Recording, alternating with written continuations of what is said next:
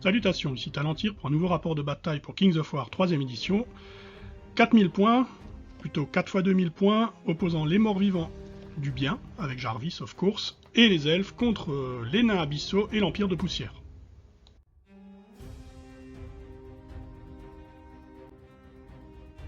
On commence avec la liste des morts-vivants du bien, dirigée par Nicolas.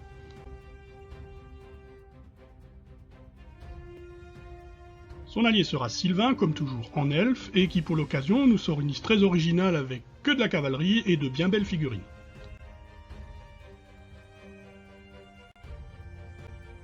C'est au tour du mal et on commence donc avec l'Empire de Poussière d'Hervé.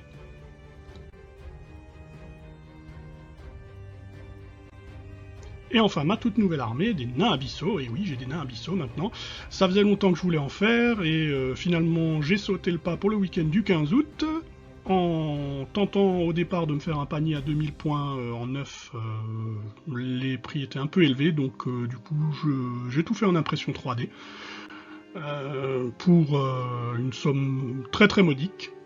Et au final, ça rend pas trop mal. Le défi c'était de les imprimer et au fur et à mesure de les peindre pour que ce soit terminé en 4 jours, pour les 4 jours du week-end. Et j'ai tenu la distance et j'ai réussi à tout finir à la date dite.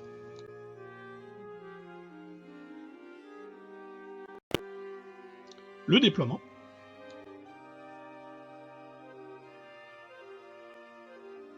On va commencer avec l'aile gauche de notre point de vue, du point de vue du mal, avec des golems d'obsidienne, le ferromancien, les décimateurs et les momies de Hervé, avec en retrait près du portail le géant d'os de l'Empire de Poussière et mes gargouilles.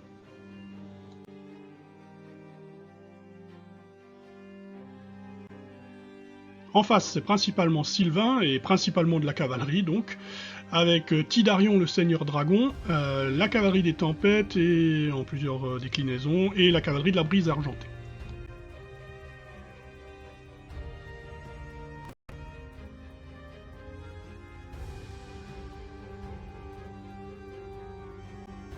Le centre du bien est principalement composé des troupes de Nicolas, avec ses momies et la formation le fléau titubant, avec cependant derrière l'archimage elfe de Sylvain.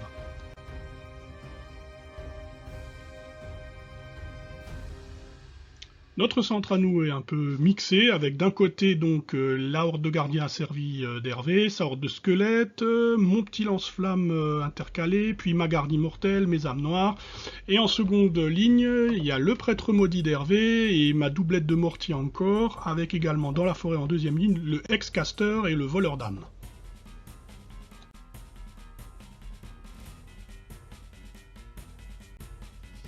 Sur notre droite, et qui compose donc l'aile gauche du bien, il y a les apparitions de Nicolas, les lanciers vifs argent de Sylvain, avec devant eux une troupe de la cavalerie de la brise argentée elfe, ainsi que les revenants montés morts-vivants accompagnés du roi sur Wyrm mort-vivant.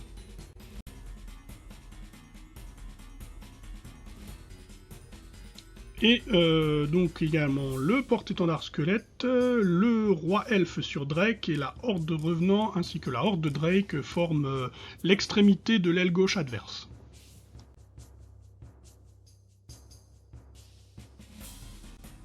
Pour notre part, notre aile droite se compose de la seconde horde de golems d'obsidienne, la seconde troupe de gargouilles, le champion sans mêlée, les chevaucheurs de Wyrm des Sables, le deuxième lance-flamme, l'idole de Chobik, et une deuxième unité de gardiens asservis avec en retrait les charognards.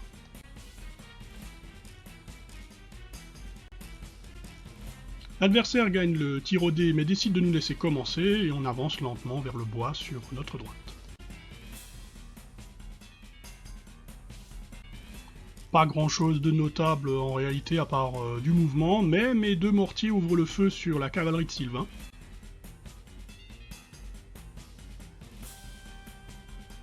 Et ils inaugurent ce que seront mes jets de dés sur toute cette partie, c'est-à-dire horrible pour nos adversaires, puisque ça fait mouche, je fais 3 touches et je cause 7 blessures au régiment. Heureusement, ils sont pris d'un courage insensé, puisque j'ai fait un carton, mais j'ai raté le jet de morale.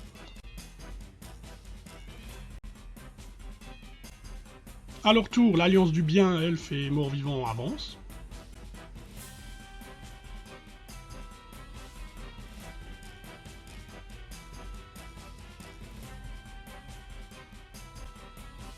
Seule petite extravagance, Nicolas fait déferler via Jarvis une de ses légions de zombies pour servir de pointe de l'attaque au centre.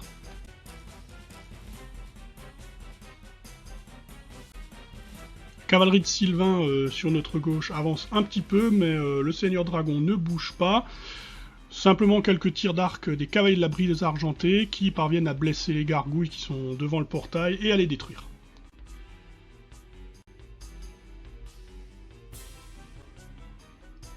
Hervé est décidé à en découdre, il fait donc charger ses gardiens asservis contre les apparitions de Nicolas et ne fait que très peu de dégâts qui seront de toute façon entièrement soignés entre la restauration céleste de l'archimage de Sylvain et le drain de vie des apparitions lors de la contre-attaque.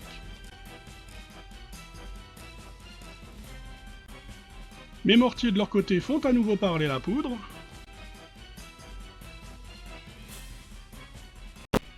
L'impact est un peu moins violent, puisque cette fois-ci je ne touche que 2 fois, mais la cavalerie ciblée est cependant ébranlée par le tir.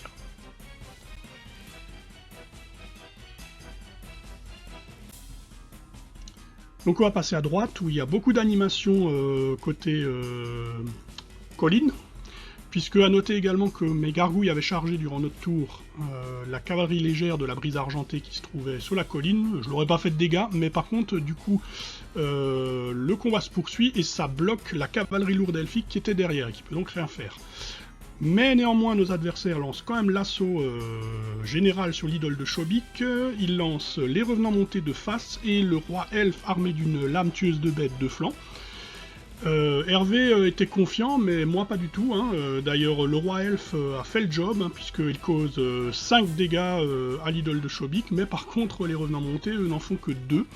Ce qui permet donc à Hervé de souffler et de conserver son idole intacte.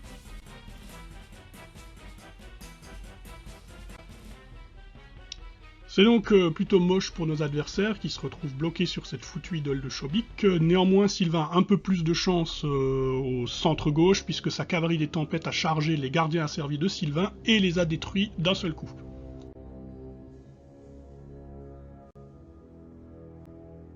Cependant, le géant d'os d'Hervé s'apprête à leur bondir dessus au tour suivant, mais ils sont tout de même soutenus à l'arrière par les momies alliés de Nicolas et Tidarion.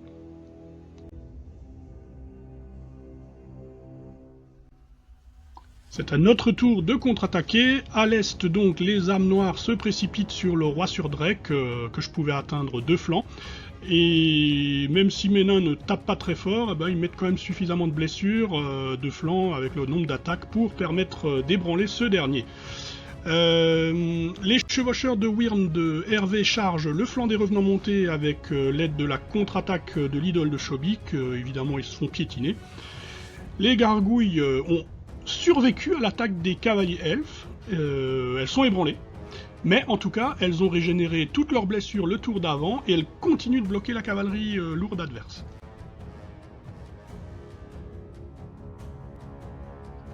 Au centre, Hervé parvient même à rentrer au chausse-pied dans le flanc du chancre sanguinaire avec sa horde de squelettes, mais là il n'a pas assez de patates et ne parvient pas à le détruire.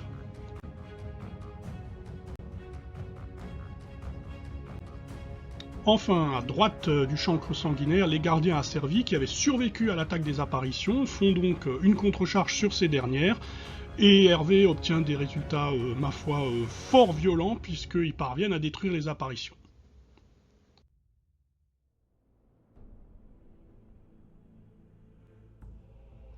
Le géant d'os, comme prévu, charge les cavaliers des tempêtes, tandis que non loin, mes golems d'obsidienne pulvérisent la petite troupe de cavaliers qui les bloquait. Et mes décimateurs, eux, se sont avancés pour lâcher une grêle de plomb sur les malheureux cavaliers de la Brise Argentée qui sont également mis en déroute.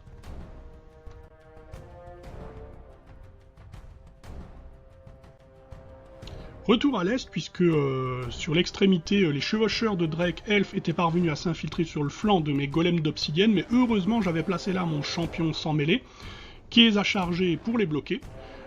En leur mettant des dégâts qui leur font donc perdre la capacité vol pendant un tour. Il a subi des dégâts en retour, mais il tient bon et en régénérera plus de la moitié.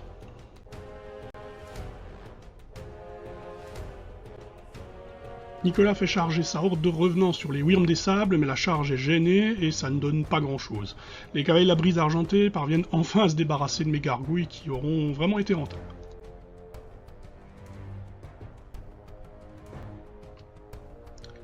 A l'ouest, sans surprise, les golems tombent sur le flanc des cavaliers des tempêtes et les détruisent. Par contre, je réussis le hold-up de la partie sur Tidarion puisque je tire avec tout ce que j'ai sur lui, à savoir la horde de décimateurs qui a déjà beaucoup de tirs, mes 2 mortiers qui vont toucher et la boule de feu du ferromancien, et je crois qu'il y avait encore un tir de lance-flamme. Bref, tout ce que j'ai sur sa figure, et grâce à la dispersion des mortiers, eh bien, quand la fumée se dissipe, le seigneur dragon et sa monture gisent au sol.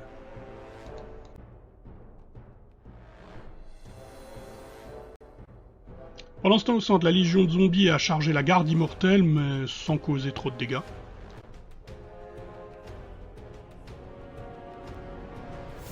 Grâce à sa bannière qui lui donne un bonus de charge féroce, Nicolas a fait charger son roi revenant à travers la forêt pour donner la chasse aux voleurs d'âmes. Visiblement, les branches ont dû pas mal le gêner parce que, en fait, il échoue malgré le triple attaque conféré lorsqu'on engage une machine de guerre. Malgré ça, il n'arrive pas à détruire l'arche maudit.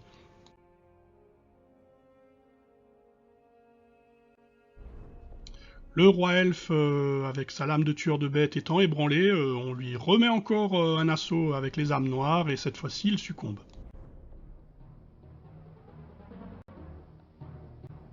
Tandis que sur notre droite, mon champion sans mêlée continuait de blesser les chevaucheurs de Drake, permettant également par là même aux golems d'obsidienne de se tourner.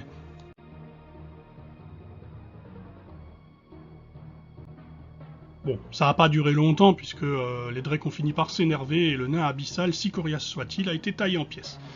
Mais à peine a-t-il rendu son dernier soupir que du coup mes golems d'obsidienne se précipitèrent sur les chevaucheurs de Drake déjà blessés et le vengèrent rapidement.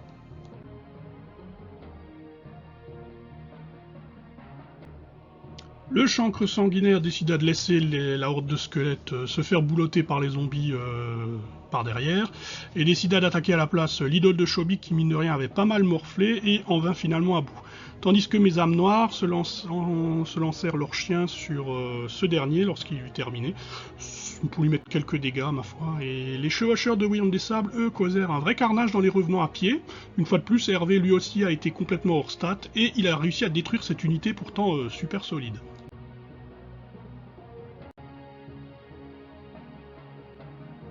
Les lance-flammes des nains abyssaux et les prêtres maudits au centre unirent leurs efforts pour balancer autant de feu que possible sur le roi revenant sur Wyrm qui subit beaucoup de dégâts et du coup le voleur d'âme s'est désengagé pour pouvoir survivre.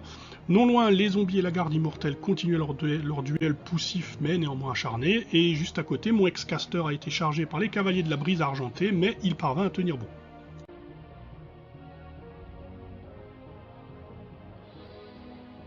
Finalement, le roi revenant sur Wyrm de Nicolas décida que on va laisser le voleur d'âme partir et fonça pour détruire un de mes redoutables mortiers. Visiblement, ils en avaient assez d'en entendre parler de cela.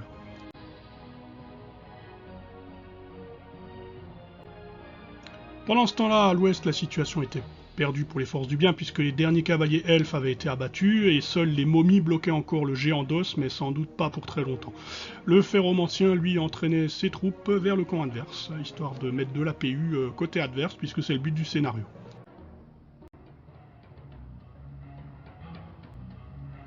Après sa victoire sur le mortier, le roi revenant fut incinéré par les tirs combinés d'un lance-flamme nain abyssal et des boules de feu des prêtres maudits. Faut dire qu'avec ce qu'il avait déjà pris, ça n'était qu'une question de temps.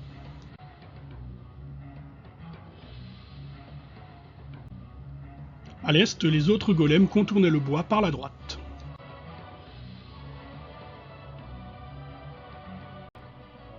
Les lanciers vifs-argent de Sylvain Pur, enfin chargés, chargèrent les chevaucheurs de Wyrm des Sables d'Hervé avec l'aide du chancre sanguinaire.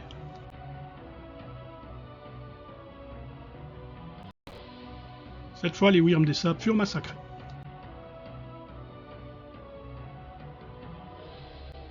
Au centre, Nicolas a approché son nécromancien avec son aura vicieux pour les zombies et sa présence ainsi que la mélopée du fléau a amélioré considérablement les performances des zombies parce que cette fois-ci ça a piqué effectivement pour moi. Heureusement, Malgré les pertes, le moral de la garde immortelle étant encore suffisamment élevé, il tient bon.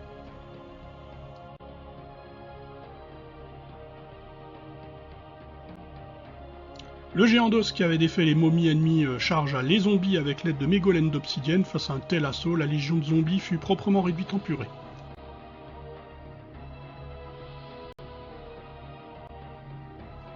Avec l'aide de sa propre régénération et de l'appui du voleur d'âme également, qui a mis des pertes à l'adversaire en plus de leur rendre quelques points de vie, ma garde immortelle s'est presque entièrement soignée et remporte finalement son duel avec la légion de zombies.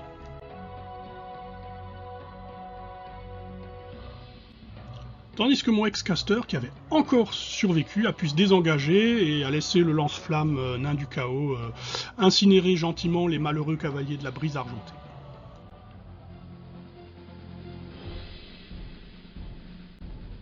Mes âmes noires chargèrent le chancre sanguinaire et le vainquirent.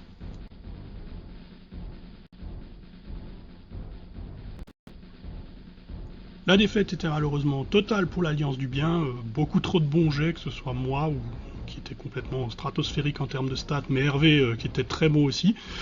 Les dernières unités encore en vie se hâtèrent donc de quitter le champ de bataille, et on a fait les comptes, finalement, c'est une victoire 13-3 en faveur de l'Alliance du Mal. Une partie, ma foi, fort sympathique comme toujours, avec les copains, que je remercie donc pour leur participation et leur bonne humeur par rapport à nos jets de dés complètement hors stat. Au final, les nains abyssaux, très bien, j'ai beaucoup apprécié, c'est sympa à jouer et quand ça touche, ça fait mal. Et là, ça a très bien touché. Donc voilà, au plaisir de pouvoir les retester une fois. J'espère que cette vidéo vous aura plu, je vous dis à la prochaine fois et d'ici là, que les dés vous sourient.